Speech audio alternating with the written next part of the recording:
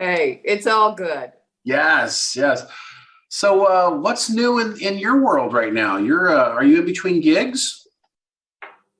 When people say between gigs, it is such a beautiful way of saying unemployed. So, Hey, Well, Penny, it's this is fun. Brian. Sorry, I'm going to be so engineering here. Nice to see you. I'm never that. Hi, is that you, Michael? No, this is Brian. I'm the other part of the podcast. I'm not going to be on camera today.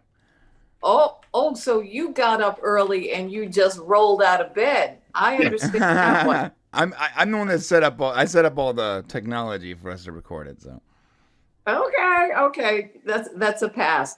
But to answer your question, I am actually working on a ton of projects right now. Behind the cameras, I've been developing a lot of shows. So I'm excited for that. But somehow it feels like I'm still doing the Orville because you guys are just seeing it. And actually, I'm kind of just seeing it for the first time in its totality. And I can't get away from Orville stuff. So that's what I'm doing. My life is always full. Well, we appreciate it. I mean, especially because the first two episodes were like Claire Finn family all the way. It's been like a wonderful leap in the beginning of the season three. If we can start talking about that a little bit. The first two episodes of the season, were very strong about your family. We're really glad that Isaac's situation was addressed. And we felt that that was really the only thing lacking from season two. Are you glad that they addressed kind of Isaac and what happened with the Kalon battle right out of the gate for season three? Oh my gosh, yes. But for not just because the Orville needed to address this character that we all want to know why. I don't know if we'll ever understand why, but the how to bring back into the fold to me was most important. And because of what's going on in the world, a lot of people I'm learning are unfriending people, for various reasons. And I thought, what a great way to give people pause to think before they make that a permanent dismissal in their lives. So I was really happy about that. Yeah, that's wonderful. Messaging in the Orville is always so wonderful. You guys have something every episode that's just a really great positive thing for the fans. But what was it like shooting under COVID restrictions? I know that must have been, really difficult coming in and doing that. You had a break. I mean, there was almost 2 years of shooting between when you guys started and when you ended. What was that experience like? Well, I was one of the first to be back. And it was with hesitation because I wanted to truly understand what the steps were. Before we came back, we had a Zoom meeting, and I thought, oh, well, this is kind of fun. And now everything is Zoom, and you go, this is kind of tired because you want to be in touch with people. But when we had that meeting and we were introduced to the team that Seth had put together, who were responsible for sharing information with us and making sure we were protected and we were protecting others, I went away from that meeting with this. We are now a company. We are relying on one another, not just to get the job done, but for our health. And once I felt in my heart that everyone understood that, it was a no-brainer because I don't believe anyone was there wanting to make someone else sick. So we were very careful. It did take twice as long because the stepping away, the stepping forward, the acting without someone being there when it's your close up. So we made every step to be careful. So at first, as I said, hesitation, and as we got along, it was okay. But it was trying sometimes. Actually, the hardest thing is that we couldn't eat. Okay, so they had to bring your own stuff, or how did that work? Because No, you're right. Because yeah, I'm telling you, it was like a bummer. Craft service just went downhill because you're used to doing all this little snacking, and you go over right. the crafty, and some people have a bag of chips, and you're sharing things. None of that. We You all know could, craft service is the best part of the experience. So yeah, well, it was definitely taken out, and so that was difficult because you couldn't eat. There was no snacking, and we couldn't even drink water on the set, and we had to fight to, can the cast please go in a separate area, and can we just lift it up, drink, and then I think later on we got the okay that we could drink water, but it was hard. And so if you can imagine that, and your energy level goes down, not just because you can't eat, but you can't freaking breathe. We had the masks over, and then you had a visor over, and it was hard. Well, we did it. God bless you guys for doing it. I mean, it's it was a long wait in between seasons, but you guys did it so right. It's the first 2 episodes have been great. The first 3 episodes, we've seen the third one, and we can't wait for this Thursday. It's going to be so wonderful. But here's a question for you. You have some pretty big emotional moments on screen. What's it like acting opposite Mark, who can't emote back to you during a scene as Isaac? There's a saying, and I strongly believe it, and my entire career, that's what I have used, is that acting is not acting, it's reacting. So when you take away the face, the visage of what you're looking at, then you truly have to go within. And you have to be in touch, I think, with your emotions. I think actors must be in touch with their emotions.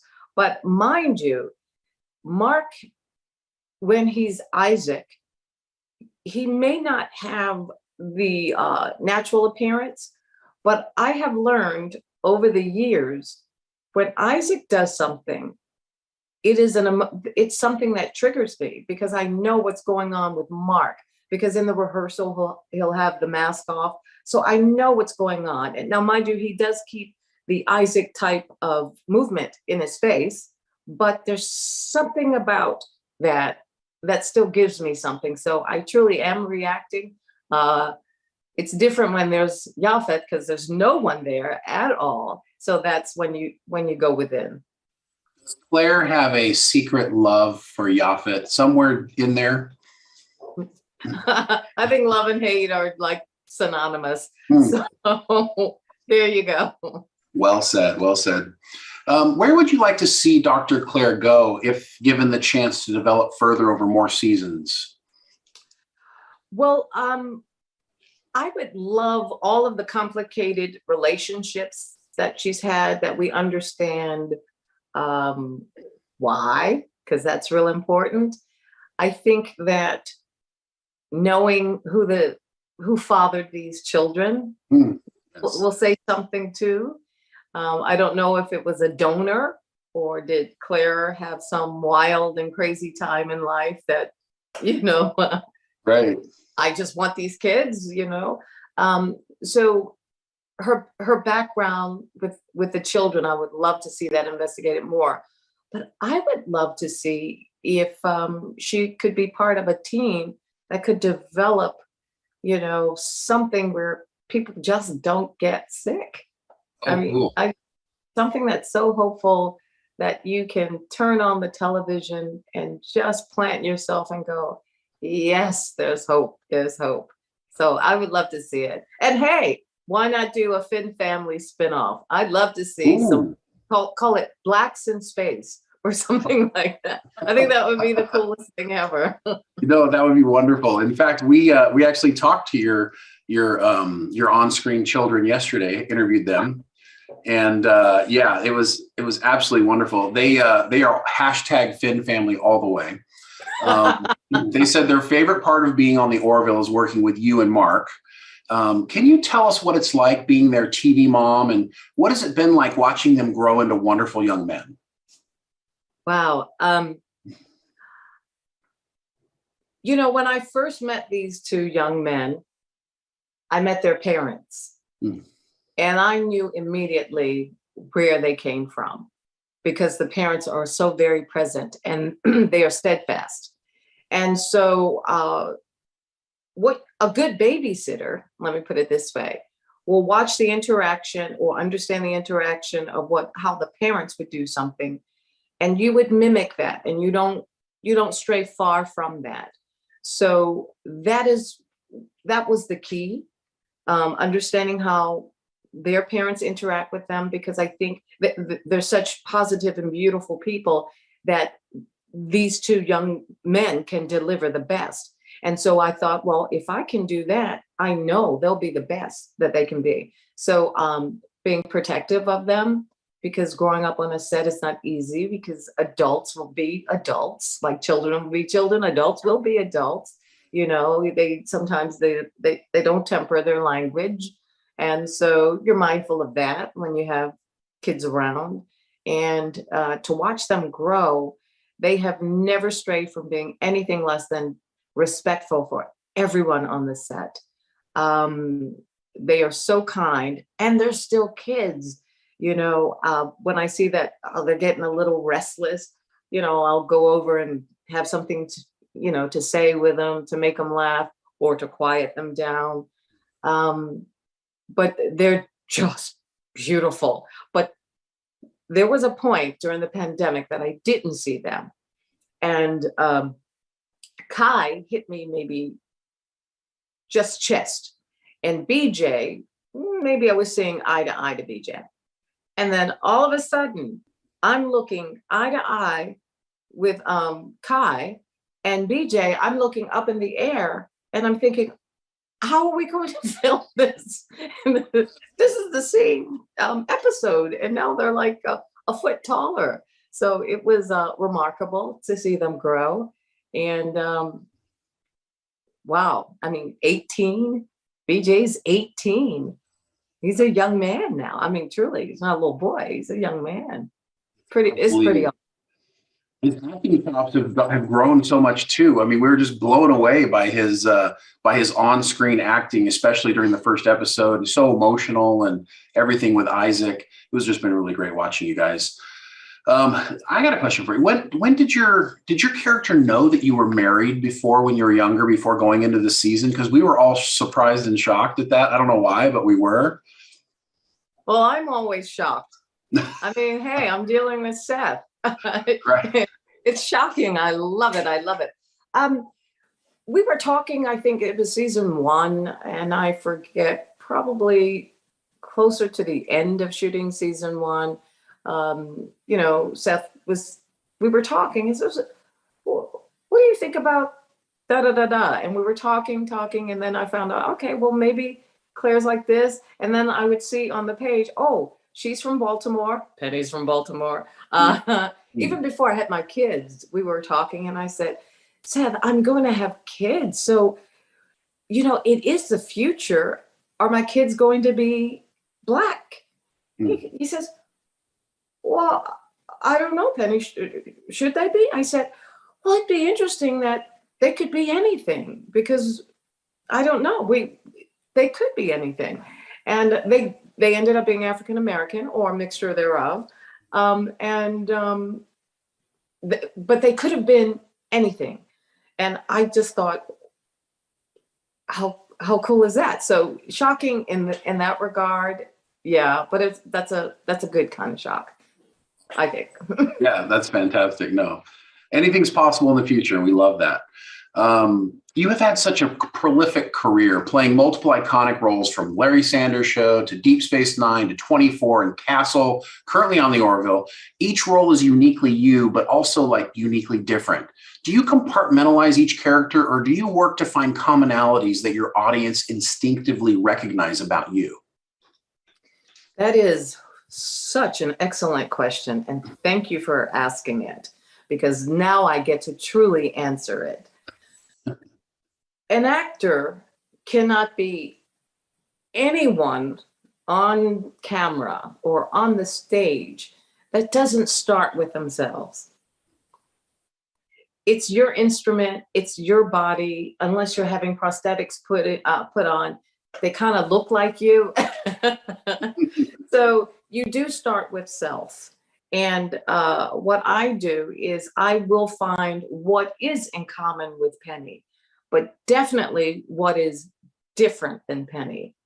So I don't need to focus on what's common, because that's part of the foundation, because all of my characters begin with me. So my focus is on what's different than Penny, because that's the stretch, that's the fun, that's the opportunity to play.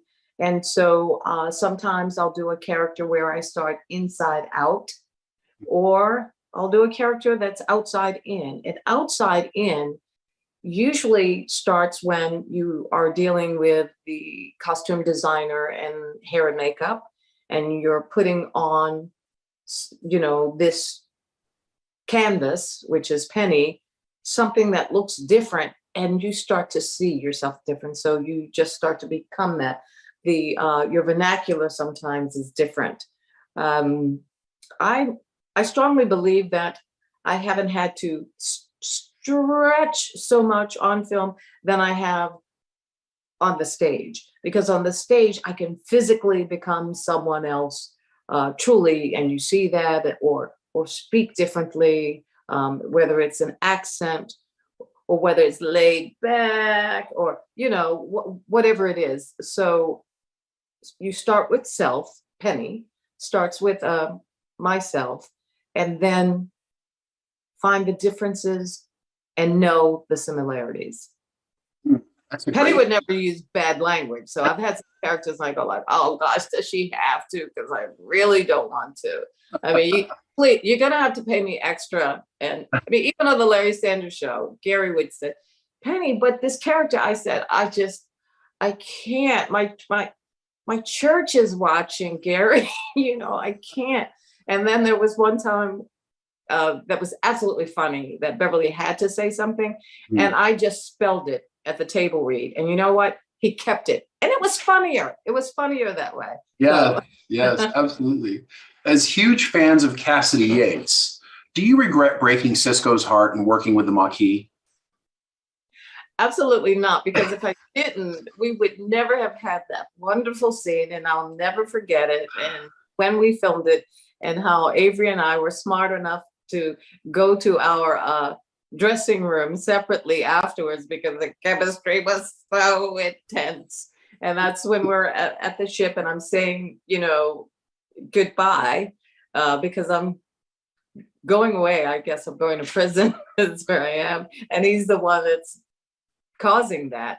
Well, my behavior caused it, but he's the one that's, that sets that charge. I'll never forget it. Never. So I don't regret it, because it just, it just brought us back together even closer. I mean, we got married, for crying out loud. That's I still right. have a veil here in my house. I love it. It's been a lot of years since Deep Space Nine, but what are some of the differences in the working environment between being on a Star Trek set and now the Orville? Is there, besides maybe the humor, I guess? Let's see. Well, that's different. I think having fun is paramount with the Orville. And because of this group of people, I have been on a lot of sets, and I've been with some people with great sense of humor, and, and just good people, but nothing like the Orville. I'm telling you, the chemistry on and off set with the cast is tremendous, and it's beyond anything I could have ever wished for. We get together to watch the shows. Oh. Who does that? And we enjoy it, and we're able to sincerely text one another to say, what a great job. I remember when you were doing that and what we were talking about, and man, I'm proud of you. That is the biggest difference. Not that people weren't kind or not nice or didn't have a sense of humor, but I think we're the winners in terms of at the top notch on the Orville. Truly, we are so blessed to be such a great group of people, if I should say so myself. Yeah, it really shows through. And I think that's what's great is, I think the reason why the show is so good, and by the way, the Orville is by far the best show on television. I think part of that is your chemistry and the way you guys work together, and it's so wonderful. So do you enjoy the more serious episodes or the funnier episodes? What do you enjoy more? Give me all of them. Okay. Give me all of them because they're played the same. They may not be directed the same because, there are things that the director is storytelling, but they're played the same. And that is with sincerity and truth from the onset. Even if you thought we were like, oh, they're doing that thing. No, we're just giving you truth. And some situations are funny. I mean, I have seen a person slip and fall and almost break their neck.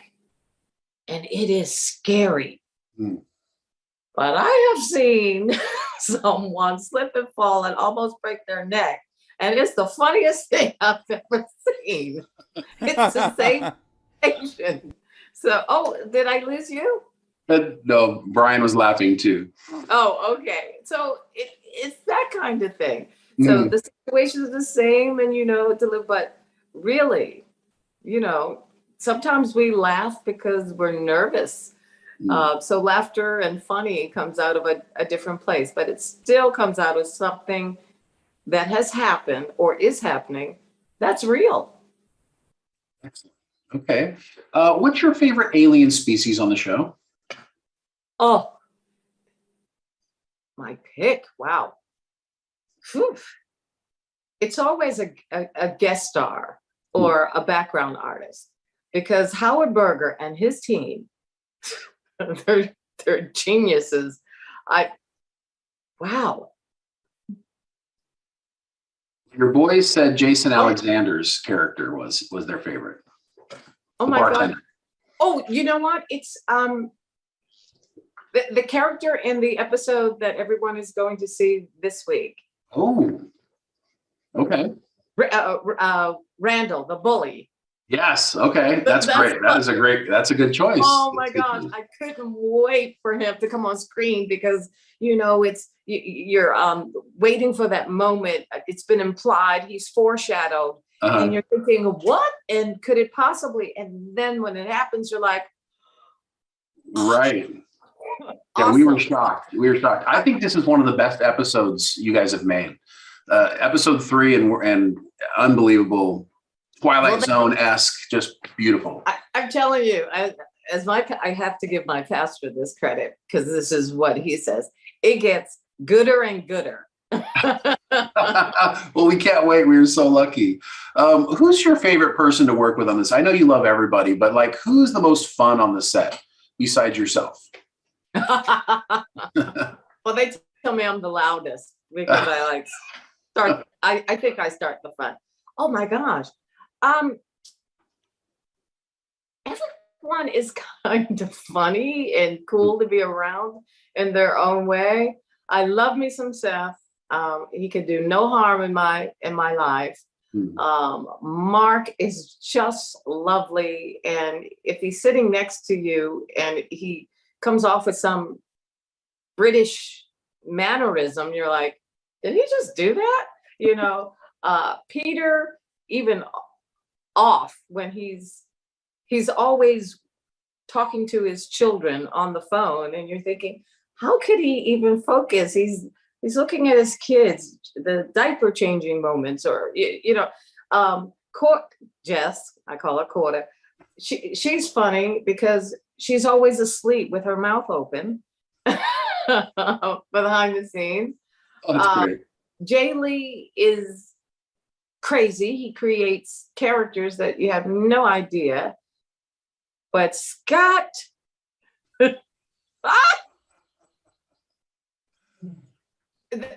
Scott is just, nothing can touch that boy. Me, Adrienne and I, we just look and we go, he's ours. That's so great. That's kind of what we expected you to say, I think. I think all of us kind of expected that. So as of right now, we know that the Orville this might be the end unless Hulu and Disney wake up and realize they have the best show on TV right now, which we hope they do. Are you ready to do more Orville, or are you satisfied with the 3 seasons that you've had with the crew? 2 things. I am satisfied with the 3 seasons. However, as I said to Seth, and I said this midway in the 2nd season, I said, Seth, now you have to understand, I'm older than the rest of them. So I've done a lot of different kinds of shows. I can retire on this one. I mean, I could do this one for the rest of my career. And not because it's easy or anything like that, because it's not. I could do the Orville forever, because what it allows Penny to do is everything. As Dr. Claire Finn, I've been able to touch almost everything. I mean, it's an actor's bucket list. And so I could just keep doing it, because I know that whatever I have a thirst for, somehow I'll get to do it on the Orville. So I don't think the Orville will ever be dead, because coming out of the Star Trek franchise, for some reason, what I did 25 years ago is still alive today. But I certainly hope it's not just Hulu and Disney. And if you're listening, it's not just you, but it really has to do with this body of work that we are presenting to the world and how the fans are receiving it. And so I say this, don't be silent. If you want to see more Orville, no, don't just tune in, write something. Excellent. Yes. Someone's watching, someone's reading this stuff. Yes, and we'll go ahead and pitch our website, savetheorville.org, which we have out there. You can sign the petition to make sure we get more Orville and more seasons, because we love Penny. We love everybody. Penny, is there anything you want to say to the fans here at the end before we move on? First, just thank you. And give a girl a follow. Will do. Follow Penny Johnson Jerald. Yes. Follow me, because I do have something to say, and I do like to interact with my fans. And apart from the Orville, if people want to hit me up to talk about anything that someone who may have been through a few things, might have an opinion on, give me a holla. And that's how you can reach me. You're going to have a lot of follows now. Here it comes. Thank you so much, Penny. You've been amazing. We appreciate you so much. We can't wait to see you the rest of the season. And just thank you for being amazing and giving us just awesome television. And we can't wait to see what you do in the future. Thank you so much. All right. Have a good one. You too. Bye-bye.